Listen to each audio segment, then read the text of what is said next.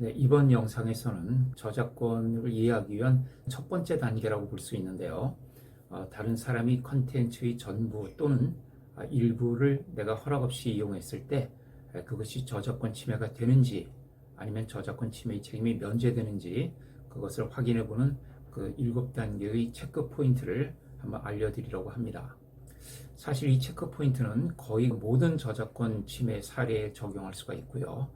또 지금까지 없었던 그런 새로운 사례가 등장한 경우에도 쉽게 응용할 수가 있습니다.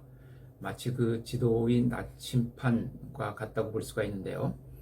이 체크 포인트를 순서에 따라 적용해 보기만 해도 그 대부분의 그 저작권 쟁점을 빠짐없이 챙길 수가 있게 됩니다. 그래서 저작권 리스크, 그 불안에서 벗어나서 안정적인 이제 컨텐츠 사업을 할 수 있게 됩니다. 먼저 첫 번째 그 체크 포인트입니다.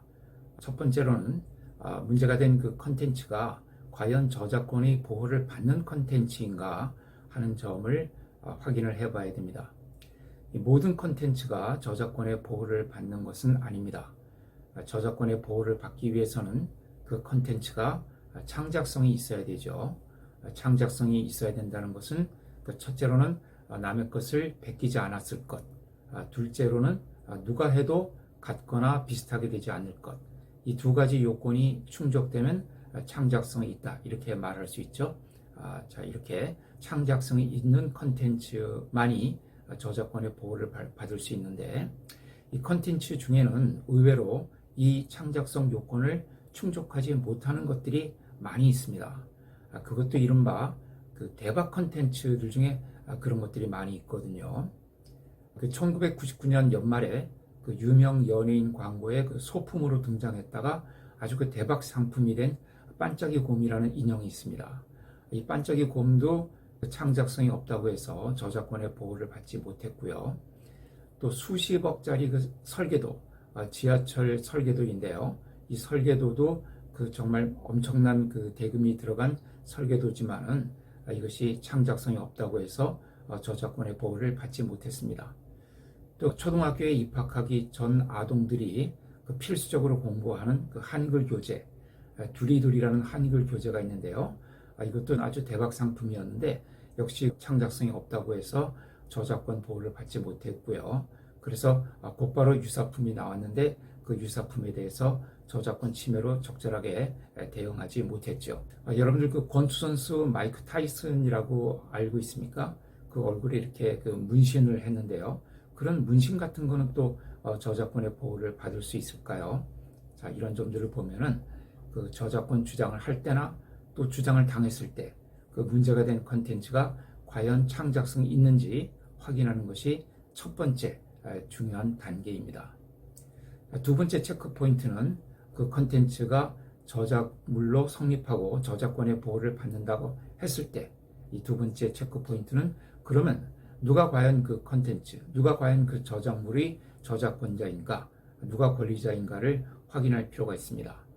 원칙적으로 저작물을 창작한 사람이 저작자가 되고 그 저작자가 모든 저작권을 갖게 됩니다. 그런데 예외적으로 회사의 직원이 창작한 저작물에 대해서는 회사가 저작자가 되는 경우가 있죠. 자, 그렇게 되면 회사가 모든 저작권을 갖게 됩니다.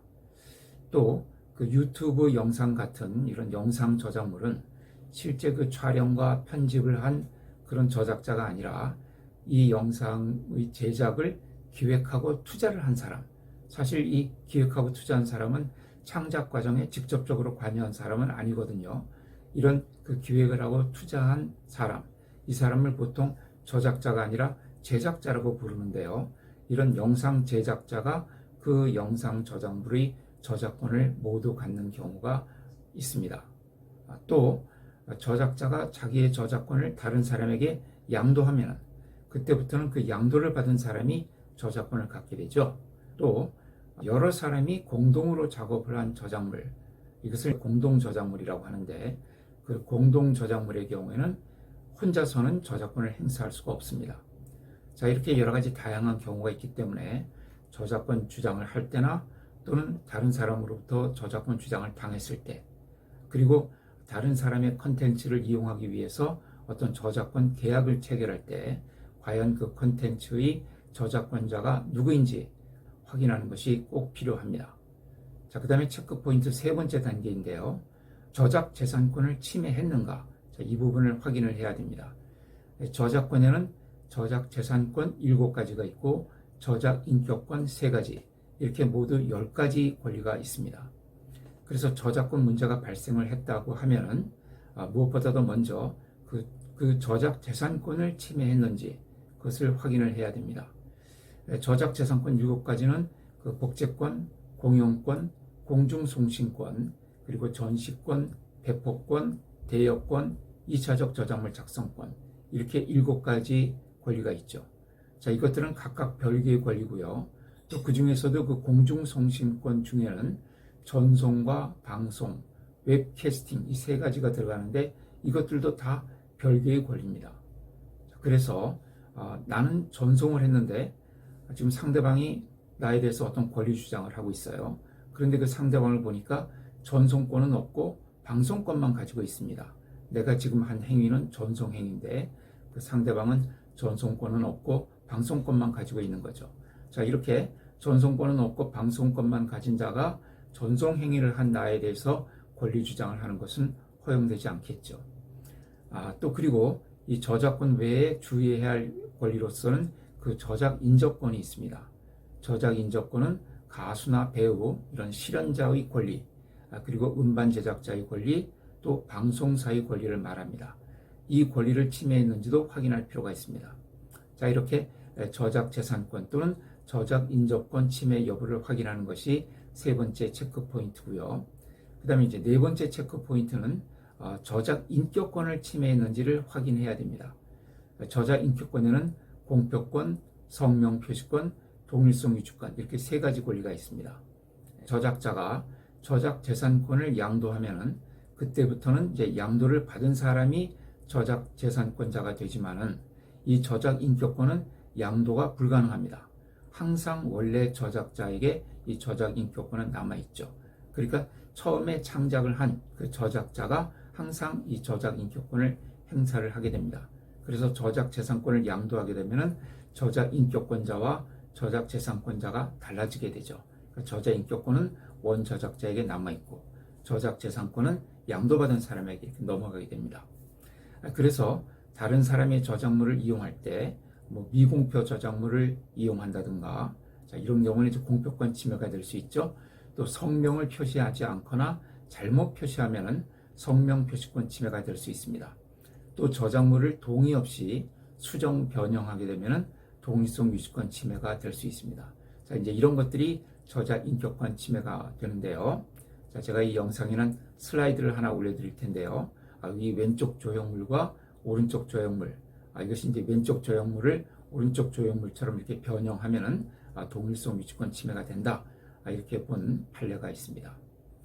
자, 그 다음에 이제 5번째 체크 포인트로 면책 규정이 적용되는가 하는 점을 확인을 해야 되는데요.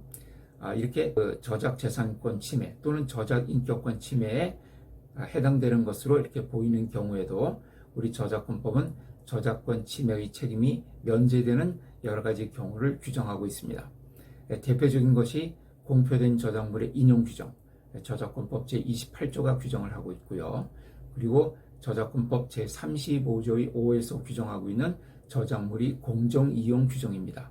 그러니까 공표된 저작물의 인용 규정, 그리고 저작물이 공정이용, 이 2가지 경우가 아주 대표적인 그 면책 규정인데요. 이 규정에 해당이 되면은 설사 타인의 컨텐츠를 허락 없이 이용한 경우라도 저작 재산권 침해가 되지 않습니다. 흔히 다른 사람의 영화를 1분 이내로 사용하는 것은 허용된다. 또는 음악을 5초 이내로 사용하는 것은 괜찮다. 또 출처 표시를 해주면 괜찮다.